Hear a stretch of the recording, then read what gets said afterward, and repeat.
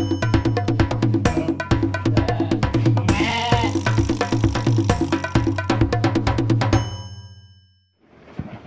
assalamualaikum warahmatullahi wabarakatuh. Salam sehat dan salam cinta dari ujung kandang. Oke, teman-teman sekalian, karena tadi ada kasus kembung di domba yang itu.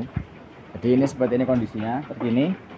Udah meskipun belum fit, bentuk tubuh masih melengkung dan nafsu makannya masih kurang.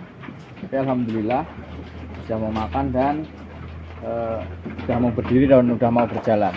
Oke, karena ada kasus kembung, jadi saya akan membahas sebenarnya begini, ini video, ini dombanya yang tadi sudah mau berjalan alhamdulillah. Oke, lanjutkan. Sebenarnya apa sih penyebab dari kembung itu? Nah, oke, maaf saya pakai kamera depan karena yang biasa megang kamera atau anak kandang sedang di depan, jadi saya sendiri megangnya. Oke, sebenarnya apa sih penyebabnya dari kembung itu? Nah, sebenarnya kembung itu penyakit yang sepele tapi mengerikan. Karena apa? Karena kembung, kata kembung itu adalah hal yang lumrah atau hal yang biasa terjadi, tapi mengerikan karena kemungkinan mati itu sangat besar.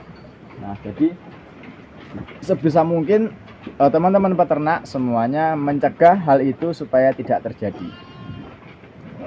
Nah, untuk kembung ini sebenarnya adalah gas yang terperangkap di rumen. Kok bisa ada gasnya? Nah, gas ini tercipta dari proses fermentasi yang ada di perut atau yang ada di rumen dari domba ini. Ini lumrah. Nah, kenapa nggak bisa keluar? Itu banyak sekali faktor yang terjadi atau faktor yang menyebabkannya. Bisa jadi karena yang pertama cacingan. Loh, kok cacingan ngaruh, Mas? Ya sangat ngaruh. Kenapa? Karena ketika di dalam perut atau dalam usus dari domba itu banyak cacing atau cacing yang udah akut, udah parah, itu akan mengganggu proses pencernaan sehingga gas hasil fermentasi dari rumen itu nggak bisa keluar, jadi menyebabkan kembung dan bisa jadi mati seperti itu. Jadi banyak sekali faktor yang menyebabkannya. Kemudian bisa jadi karena faktor cuaca. Cuaca sedang dingin atau angin sedang kencang. Nah, itu diantisipasi dengan pembuatan kandang atau kandangnya yang bisa menanggulangi hal itu, seperti itu. Nah, kemudian pakan yang terlalu basah atau pakan yang kadar itunya tinggi, kadar yang bisa menyebabkan gasnya tinggi atau kadar airnya tinggi, seperti itu. Kemudian pakan yang memiliki kadar sianidanya tinggi. Nah, itu kalau tidak menggunakan perlakuan tertentu bisa menyebabkan domba ini dua kemungkinan. Bisa jadi mati karena keracunan, bisa juga mati karena kembung, karena pakan yang dikonsumsi itu mengandung gas yang tinggi. Nah, seperti itu. Nah, jadi seperti apa untuk pencegahannya, kan seperti itu sekarang kita ngomongnya. Untuk pencegahan dari yang pertama faktor cacing itu rutin, teman-teman harus rutin memberikan obat cacing.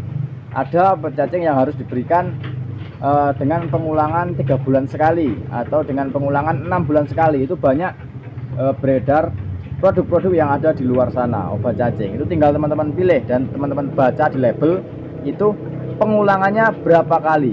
Misalkan ada yang pengulangannya 3 bulan sekali, 6 bulan sekali. Nah, itu teman-teman baca di label dan ikuti aturannya, karena itu aturan sudah dibikin oleh teman-teman dokter yang udah yang udah pintar-pintar. Jadi teman-teman ikuti ya yang ada di label itu. Yang kedua, karena faktor pakan.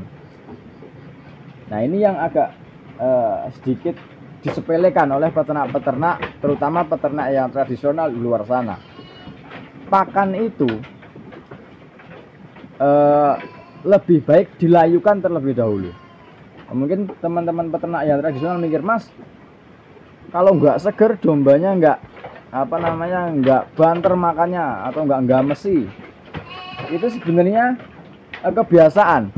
Jadi kalau teman-teman membiasakan dengan pemberian pakan yang seperti itu, domba akan terbiasa sendirinya. Jadi lambat laun akan ya sudah terbiasa dengan pakan yang tidak segar. Seperti itu. Nah, jadi alangkah baiknya dilayukan terlebih dahulu. Jadi ngarit pagi ini kalau bisa pakan untuk besok. Seperti itu. Dan untuk teman-teman yang ngarit itu usahakan ngarit di atas jam 9. Kenapa? Karena pada saat di bawah jam 9 atau embun itu masih banyak di rumput, telur-telur cacing atau larva-larva cacing itu sudah masih ada di atas. Masih ada di atas dari rumput. Jadi ketika jam 9 ke atas sinar matahari sudah muncul, jadi telur itu akan terbawa turun oleh embun yang turun karena adanya sinar matahari. Nah, seperti itu. Jadi kemungkinan cacingannya juga kecil, jadi mengurangi tingkat disundul sama yang pejantan. Nah, seperti itu. Kemudian faktor cuaca. Ya, kalau faktor cuaca teman-teman bisa menanggulanginya dengan kandang lah. Kandang yang ketika hujan ya nggak kehujanan, ketika dingin tidak kedinginan, dan ketika panas itu tidak kepanasan. Nah, seperti apa? Misalkan dengan ventilasi yang pas, kemudian penutupan plastik di sekeliling kandang yang bisa digulung. Nah, seperti itu. Itu adalah pencegahan dari penyakit kembung. Karena kembung ini yaitu yang sudah saya bicarakan di awal, bahwa kembung ini sebenarnya penyakit yang sepele tapi mengerikan. Karena banyak kasus-kasus terjadi kena kembung. Mas, saya kena kembung mati. Ya, ini lari kemana domba yang tadi? Masnya saya kena kembung mati, gimana itu? Nah, itu ketika kembung seringnya itu terserang di tengah malam. Jadi kembung tengah malam, teman-teman bangun pagi, cek kandang, kondisi udah drop, udah parah, udah kaku, kepala udah, kalau saya bilangnya kepala udah sanglir, udah sinilah, udah nempel di bagian tubuh sebelah kanan atau kiri, itu udah parah. Itu kalau bisa ya, kalau teman-teman mau tetap ikhtiar silakan dipantau, tapi kalau enggak, alangkah baiknya daripada mubazir lebih baik dipotong, seperti itu. Nah, jadi kalau udah kembung terus gimana, Mas? Kalau saya ketika ya seperti yang saya bilang, sebelum saya menangani kembung itu saya pastikan dulu kondisi dombanya. Ketika kemungkinan ini masih sembuh enggak, saya nggak bisa bilang berapa persen sembuh, karena kemungkinan persentase kesembuhan itu hanya Tuhan kita yang bisa memastikannya. Misalkan saya bilang, wah ini 50% sembuh, tapi ternyata Tuhan berkata lain, rezeki kita tidak ada di domba itu, ya mati aja, seperti itu. Jadi hanya feeling, wah ini kayaknya dombanya udah nggak bisa bertahan, lebih baik daripada mubazir, potong, bisa jual daging atau dibagikan ke tetangga. Nah, seperti itu. Kemudian untuk penanganannya gimana, Mas? Ya, kalau domba yang kemungkinan masih terselamatkan, yang pasti yang pertama saya kasih ya suntik antibiotik lah, kemudian obat kembung khusus ternak ya, obat kembung khusus ternak banyak di luar sana dijual obat kembung khusus ternak.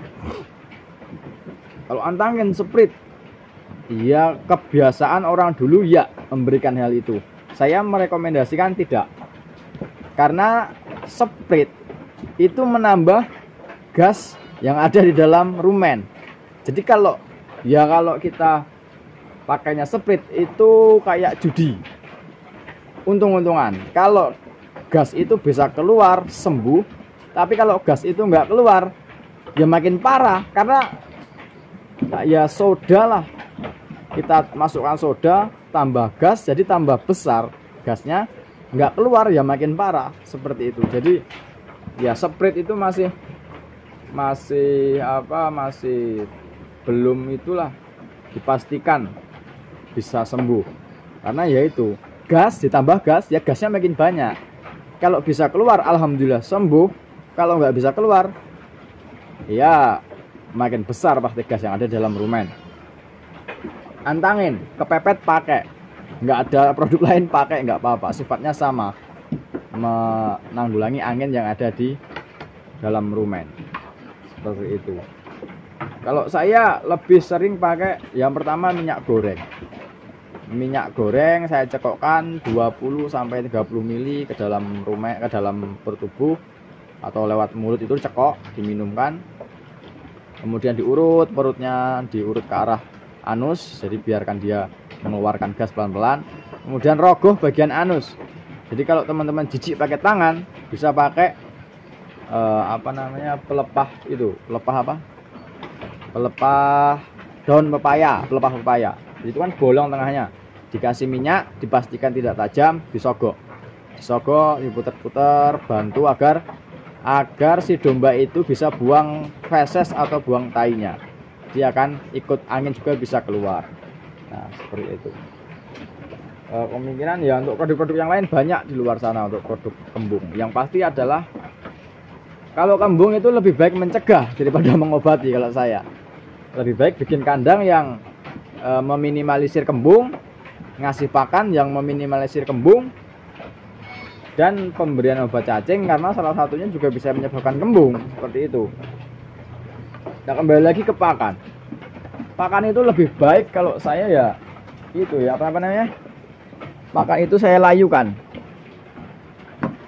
Kenapa saya layukan? Kadar airnya berkurang, jadi kemungkinan kembungnya itu lebih kecil, karena salah satu penyebab kembung ya banyaknya air yang ada dalam rumen. Pakan yang masih basah diberikan itu bisa menyebabkan kembung. Jadi seperti itu. Nah, mungkin itu yang dapat saya sampaikan.